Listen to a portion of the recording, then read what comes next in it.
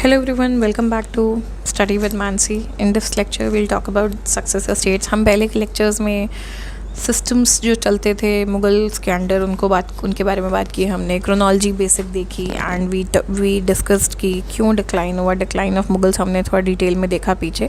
Now we'll talk about successor states. Okay, पहली बात है हम उन्हें सक्सेसर स्टेट्स क्यों कहते हैं? Because they were founded mostly bye Mughal governors. जो पहले मुगल गवर्नर अपॉइंटेड थे उन एरियाज़ में, उन्होंने ही इन स्टेट्स को फाउंड किया था. इसलिए they never declare independence. It's more like कि आज़ाद नहीं हुए, कम्प्लीटली बोला नहीं कि हम तुमसे अलग हैं, बट अपना घर अलग बसा लिया, ऐसा समझ लो. It was a virtual break. Real break is जो एक्चुअली तोड़ दिया जाए. वर्चुअल इसकी बोला नहीं है कि ख़त्म हो गया है, पर हाँ दूरी बना ली है अपनी. So they were not taking permission to take major decisions, and this is the main thing. राजा सबसे बड़ा emperor का point किया है that you take the major decisions, you appoint the governors, you decide the revenue. Now someone else is doing that, so you have actually lost your power. You are just a king in the name, and someone else is handling it independently. And what were these major decisions? Appointment of mansabdar and jagirdar, signing of treaties, financial accounts. They were not sent to Delhi anymore. Revenue to Delhi was reduced. The frequency was reduced and the amount kept on decreasing, and eventually it will stop also in future. कैसे control setup किया पहले? Decline of central authority, ये हमने पिछले episode में convert किया था पिछले लेक्चर में कि मुगल डिक्लाइन जो सेंटर था वो कैसे हो रहा था. They ended systems of checks and balances. ये थे आपके systems of checks and balances, धीमे धीमे ख़त्म करते चले गए. एंड मनसब्स उन्होंने देना शुरू किया गवर्नर्स ने अपने सपोर्टर्स को, अपने बेटों को, अपने दामादों को एंड अपने फैमिली मेम्बर्स को, बेसिकली जो उनके लॉयल थे. फिर कंसोलिडेट कैसे किया? अगर हम ये सोचें why written this in headings, ये आपको आंसर राइटिंग में बहुत हेल्प करता है एंड समझने में भी कि हो क्या रहा था. ठीक है, ये सब सेटिंग अप कंट्रोल सेट करने के लिए उन्होंने ये सब काम किए. फिर उस कंट्रोल को कंसोलिडेट करने के लिए एक बार ये सब हो गया ना धीमे धीमे, तब उन्होंने ऑटोनोमसली बिहेव करना शुरू कर दिया. वर्चुअल ब्रेक, अपनी डायनेस्टी इस्टेब्लिश करी. Emperor lost the power to appoint governor, जो कि which was the final nail in the coffin की. बहुत बड़ा पावर है कि हैदराबाद जैसा बड़ा स्टेट है और ये बोल दे कि एम्परर अब डिसाइड नहीं करेगा गवर्नर कौन है, किसी ने चार्ज ले लिया, मैं ही हूँ. तो काइंड ऑफ आप ख़त्म हो गए हो वहाँ पे, अब बस नाम के रह गए हो. सो मेजरली 3 हैं. अभी हम उन्हीं के बारे में शॉर्ट में डिस्कस करेंगे, डिटेल में इनको अलग से बाद में ज़रूर कवर करेंगे in great detail. This is to give you an idea. First one is Bengal. Let's see the chronology once. It starts with Murshid Quli Khan.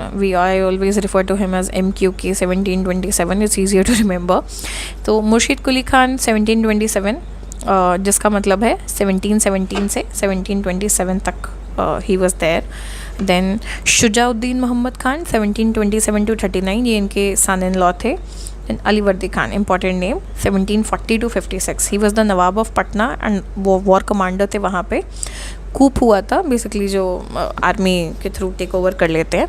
And जो मोहम्मद शाह जो उस टाइम मुगल रूलर थे, उन्होंने इन्हें सपोर्ट किया था इस कूप में एंड ये राजा बन गए थे, इनकी सीट छीन ली थी. ठीक है, you have to see. Then आते हैं Sirajuddaula 1756 to 57. Very very important. Plassey की लड़ाई इन्होंने लड़ी थी एंड ही लॉस्ट. फिर Mir Jafar 1757 to 60. Then 63 to 65. This is important. Mir Jafar was appointed by East India company.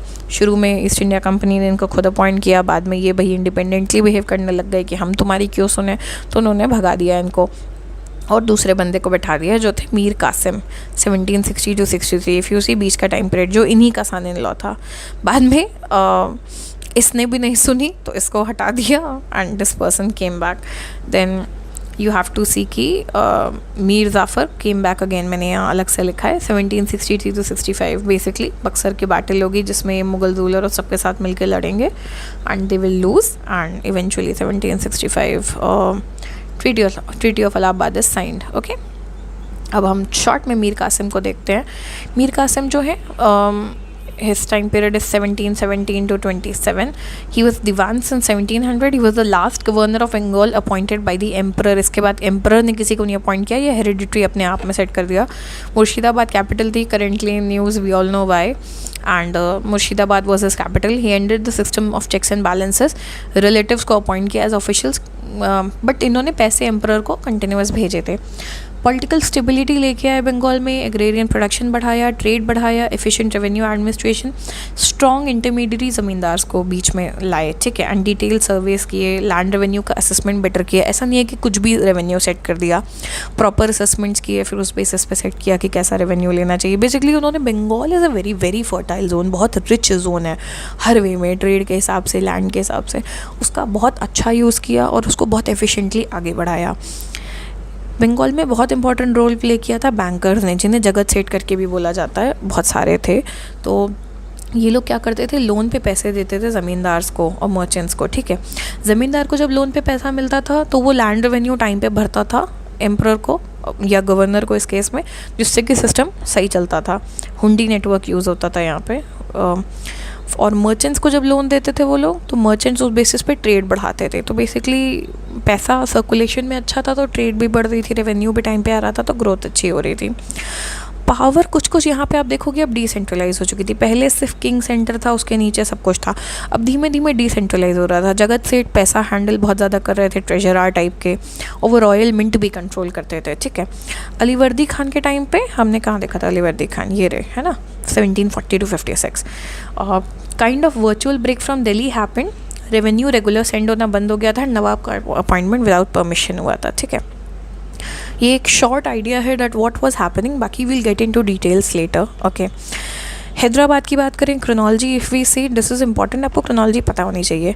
यहाँ पे है चिनकुलिश Khan, okay, let's not confuse these two. This is MQK, Murshid Quli Khan in Bengal, and this is Chin Kulish Khan in Hyderabad, जिनको लोग mostly Nizamul मुल्क कह के address करते हैं। 1724 to 48, आप देखोगे दोनों रिलेटिवली सेम टाइम पे अलग हुए हैं, हैदराबाद बंगाल आसपास।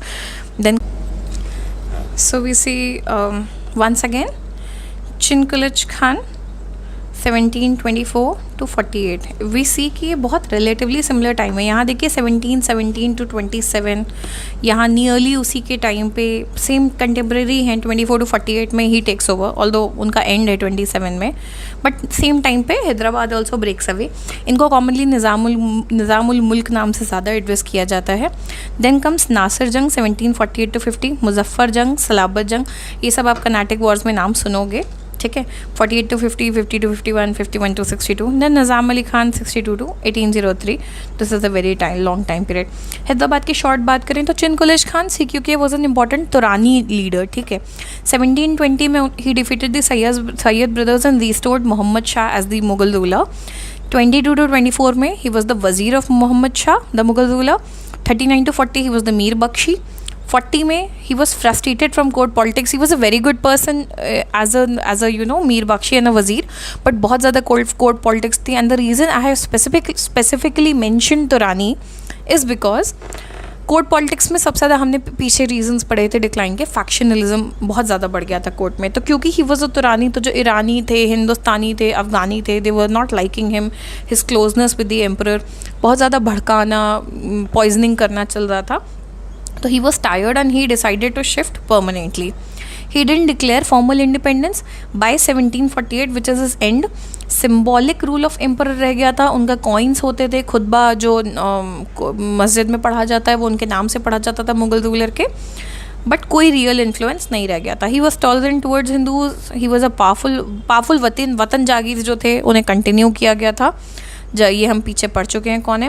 निज़ाम को सपोर्ट करते थे, इजारदार्स भी हम पढ़ चुके हैं कौन है, उनका भी नंबर इंक्रीज़ हो चुका था। ओवरऑल पावर डिफ्यूज़ थे बिकॉज इनकी राइज हो रही थी एंड सेंटर से तो ख़त्म हो ही चुका था। देन कम्स अवध की क्रोनोलॉजी भी सिंपल है। सादत अली खान 1722 to 40, ये भी अगेन सिमिलर टाइम, देखिए बिल्कुल contemporary to Hyderabad and Bengal. Then you have Safdar Jang 40 to 54, ये नाम सबने सुना ही है, दिल्ली में you have a monument. Shujauddaula 54 to 74, you hear this name when it comes to Buxar में आप ये नाम सुनते हैं, ठीक है। इन्हीं के टाइम पे देखो दोनों हुए हैं, प्लासी भी हुआ है, बक्सर भी हुआ है, बक्सर में ये पार्ट भी थे। देन असफुद्दौला 1775 to 97, जिसको नौ दे मौला उसको दे असफुद्दौला, बहुत फेमस लखनऊ की कहावत है। एंड उस डिटेल में कभी फिर जाएंगे। अवध में 1722 Saadat Ali Khan was appointed as the governor of Awadh. अपने सन इन लॉ सफदरजंग को उन्होंने डिप्यूटी गवर्नर बना लिया। बेसिकली फैमिली में देखो पोस्टिंग्स देना यहीं से शुरू हो चुका था। लोकल सपोर्ट बिल्ड किया, गुड मनसब्स एंड जागीर्स लोगों को दिए, अपने तरफ लॉयल किया। न्यू लोकल एलिट्स का राइज होता है। He did not entice with the Mughal emperor. उनकी एम्बिशन थी हमेशा से, Saadat Ali Khan wanted to be a part of the central ministry, हमेशा ही वांटेड दैट, ठीक है। He wanted an important mansab at centre, ambition थी। नादिर शाह को सपोर्ट किया था 3840 में एज मीर बख्शी, जब थे मीर बख्शी सेंटर में थे। फिर इसी वजह से ये पोस्ट जो है, जो हमने पीछे पढ़ा इंकलिश खान, उनको दे दी गई थी। इवेंचुअली ही कमिटेड सुसाइड, फ्रस्ट्रेटेड इंसान, ठीक है। 53 वर्चुअल ब्रेक हुआ है फाइनली। 1748 सफदरजंग जो वज़ीर थे अहमद शाह बहादुर के लिए, मुग़ल रूलर के लिए, इन्होंने अपनी पोजीशन का मिक्स यूज़ किया, इनको रिज़ाइन करा दिया गया, वर्चुअल ब्रेक इन्होंने ले लिया। डिटेल्स हम आगे देखेंगे। शुजात आते हैं, ही वॉज द वज़ीर ऑफ शाह आलम II। ये सब वज़ीर का देखो सबने रोल नियरली किया है for different Mughal rulers. Finally third battle of Panipat भी होता है। He favoured Abdali, okay, during his time.